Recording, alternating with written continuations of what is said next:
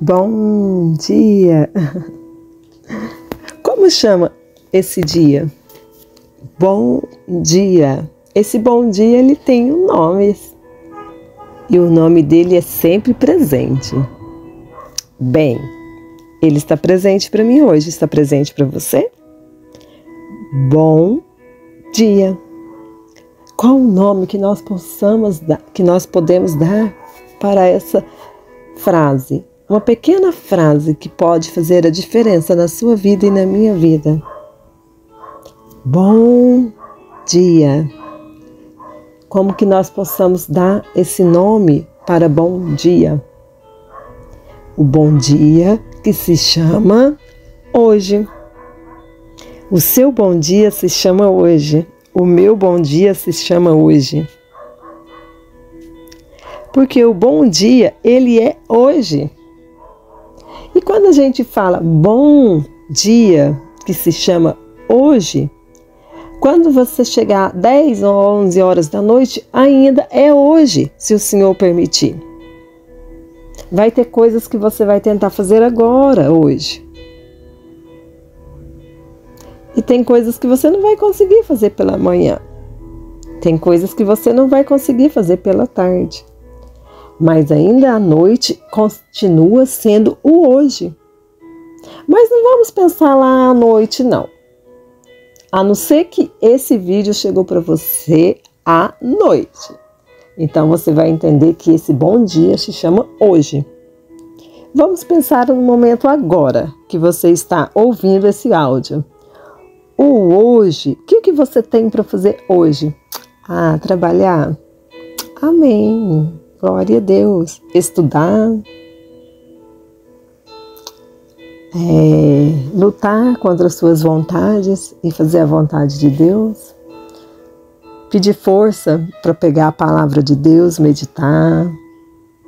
Pedir força ao Espírito Santo para te levantar, para te ajudar, para você prostrar os teus joelhos.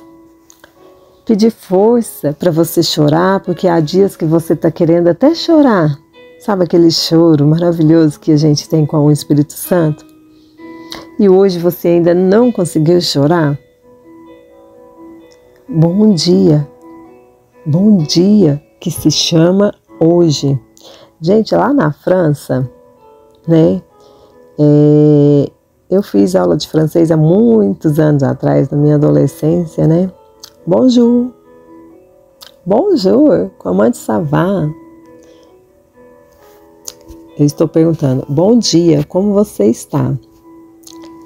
Bonjour, comment ça va? Você vai me responder. Bonjour, ça va bien? Bom dia, eu estou bem. Deus te benisse. Deus te abençoe. Então, o bom dia na França eles simplificaram esse bom dia. Eles quis dizer que hoje é um dia. Então é um bom dia. Então até 6 horas da tarde, eles continuam dando um bom dia, porque é o dia. Daí depois das 6 horas, eles já começam a falar bonsoir, né? Que já é o boa tarde. Boa night, que já é boa noite. Daí já não sei que horário. Mas até umas 6 horas da tarde, eu acredito que estamos 6, né? É bom dia, é bonjour. Bonsoir é à tarde. Então, meus irmãos, o dia se chama hoje. Não importa se chegar à tarde alguém te falar bom dia. Essa pessoa ela está te desejando um bom dia. Esse dia que se chama hoje, ainda que seja tarde. Aconteceu comigo esses dias para trás e eu vou falar o nome da mulher porque agora eu conheço. Eu estava indo para o meu curso de Libras no sábado pela manhã, há 2 sábados atrás. Há uns 2, deixa eu ver, deixa eu olhar aqui. Uns 15 sábados para trás. Eu fui para o curso, a gente acorda, a gente dá um bom dia, né? Eu faço o curso na parte da manhã, pego um pouquinho da parte da tarde.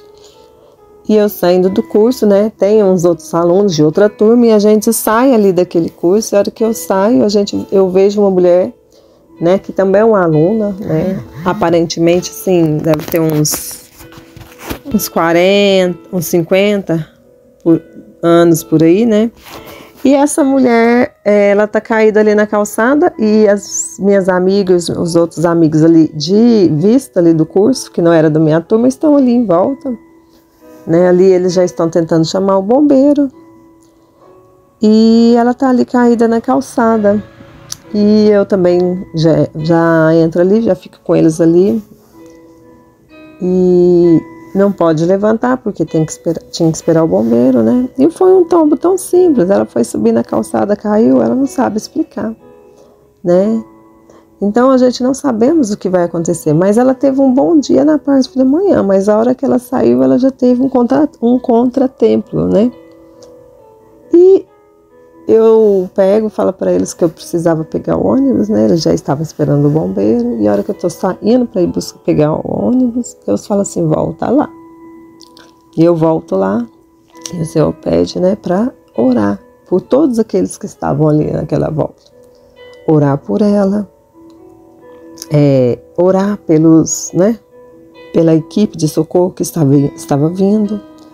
E pedir para que ela se sentisse calma e sentisse conduzida pela presença do Espírito Santo. Porque o dia é hoje. A presença do Espírito Santo na nossa vida é hoje. Esse dia se chama hoje. O bom dia, ele se chama hoje.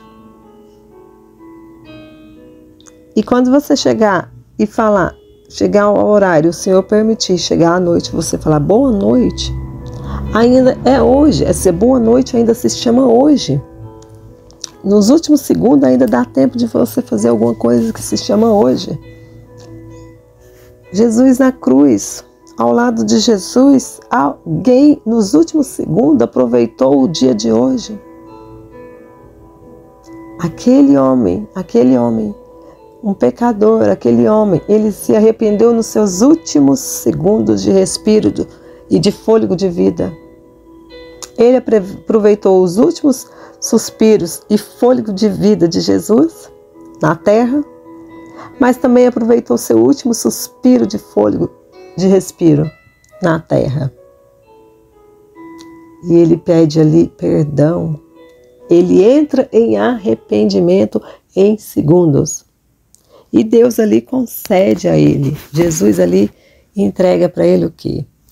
Um fôlego de vida para a vida eterna.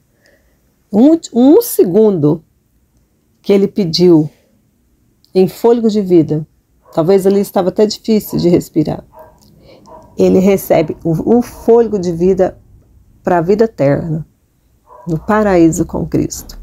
Irmãos, então, viva o dia de hoje. Às vezes você chega à noite e você fala assim, não, já não orei de dia, já não orei à noite, já não orei à tarde, dia corrido, não fiz meu devocional, mas nos seus últimos segundos da noite, ainda se chama hoje e ainda é tempo de buscar a Deus. Aonde? Nas orações.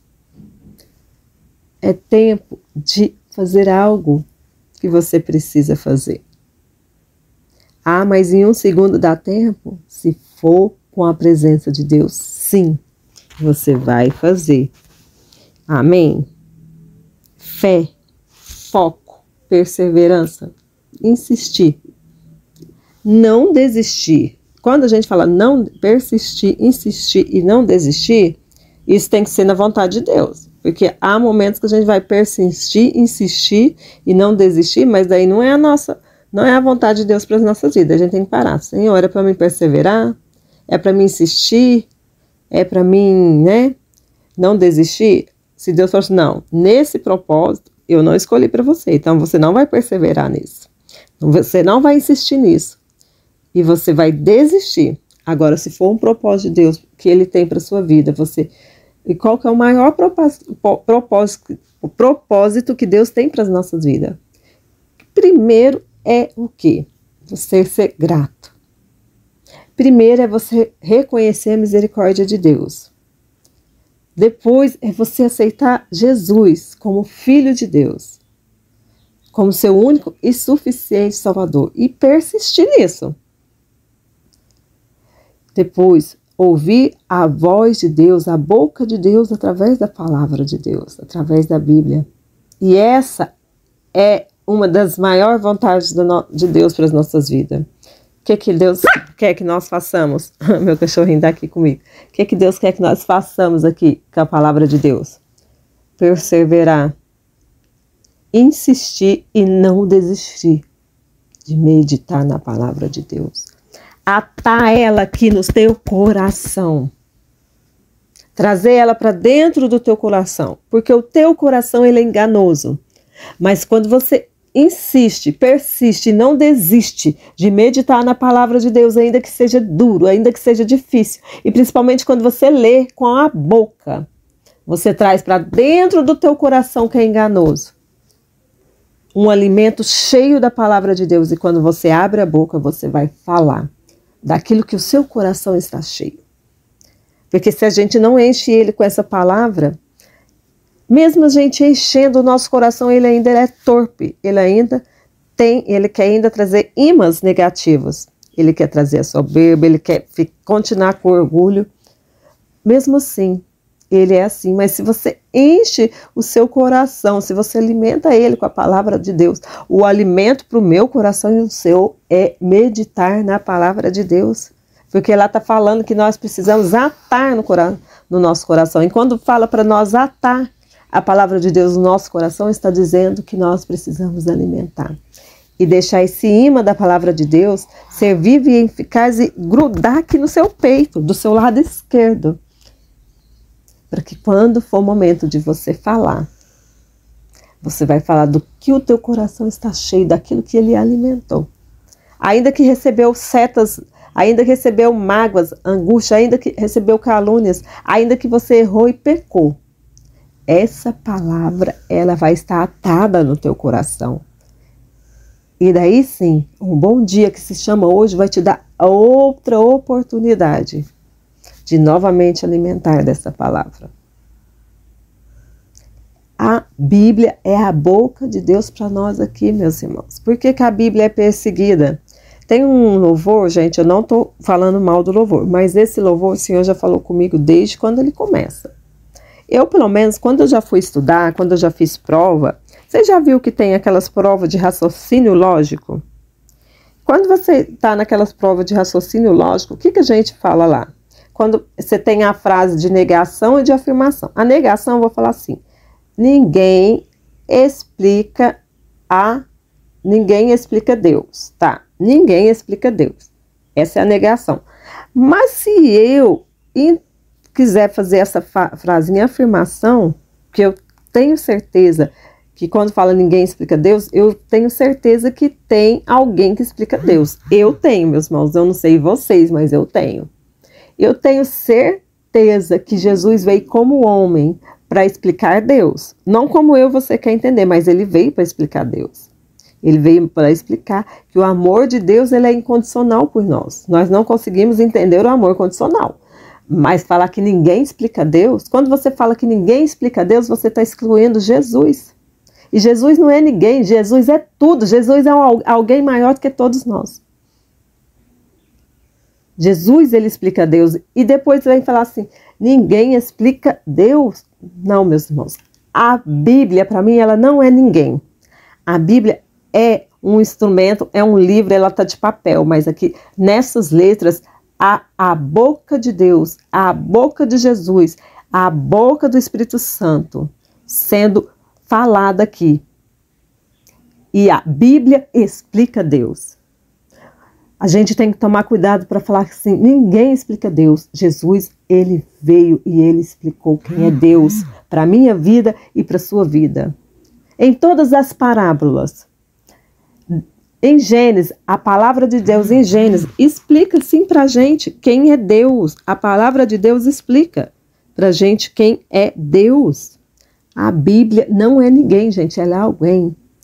Olha, Jesus explica Deus, Jesus explica Deus, a Bíblia explica Deus. A Bíblia, daí fala assim, né? A Bíblia, ela explica toda a ciência de Deus. Toda a ciência de Deus está aqui na palavra de Deus. A Bíblia, ela fala de cura, ela fala de médico, ela fala de faxina, ela fala de tudo. Porque quando ela mostra a menina lá, intercessora, aquela menina que está lá como serva, ela está fazendo seus serviços de faxina, mas ela é uma intercessora e ela é boca do Senhor, que leva o quê? Naamã ao quê? A se mergulhar, a se lavar e ser o quê? A se arrepender, a se humilhar e ser curado. Ela é a ciência, a Bíblia ela tem as ciências faladas aqui para nós, meus irmãos. E a gente precisa observar o que nós estamos, aonde nós estamos tirando Jesus. Ninguém explica Deus? Não. Jesus explica Deus. Ninguém explica Deus? Não. A Bíblia explica Deus. Como que você vai levar um novo convertido e depois ele vai sair de lá pensando, mas ninguém me explicou Deus? Não. Jesus, a presença de Jesus e a presença da Bíblia, ela tem que explicar Deus. Meus irmãos, e isso é muitos anos que está comigo nessa frase afirmativa de negação e afirmação. Advérbio de afirmação. Explicar. Nós não estamos aqui para explicar Deus, mas nós estamos aqui para explicar de Jesus, sim. E Jesus explica Deus, porque daí quando essa pessoa se converte e crê e aceita Jesus, ela começa a entender quem é Deus. Ninguém vai a Deus se não for por quem? Por Jesus.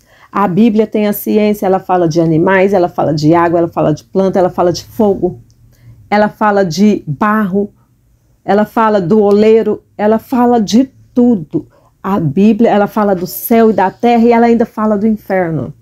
Ela é a maior ciência. Ela tem remédios para curar, porque Isaú lá, quando estava doente, Deus pede para ele para casa se descansar e se repousar para ele sarar. E quando ele está ali para ser sarado, para ser curado, ali naquele tempo, ele é o quê? Medicado com ervas. A Bíblia ela tem a ciência de todos os remédios. E ela dá sabedoria para os médicos, para os médicos, para os professores, para os faxineiros, para as crianças, para os adultos, para o mendigo. A Bíblia, ela explica Deus. Jesus explica Deus. Você não. Eu não. Mas não vem dizer que ninguém explica Deus, porque há alguém que explica Deus. E por que nós convidamos as pessoas para estar conosco nas igrejas, para ler a palavra, para ouvir um louvor, para estar em oração com Deus? Porque nós queremos que essa pessoa entenda que há alguém que explica Deus. Jesus e a palavra de Deus. E a maior perseguição é em quem? É falar no Filho de Deus e na palavra de Deus. Agora, por quê que isso aqui não é ninguém? Por que a Bíblia não é ninguém? Jesus não é ninguém? Se não fosse, ninguém estava perseguindo a palavra de Deus. A Bíblia explica Deus. Jesus explica Deus. Bom dia para você. Bom dia para o dia que se chama hoje.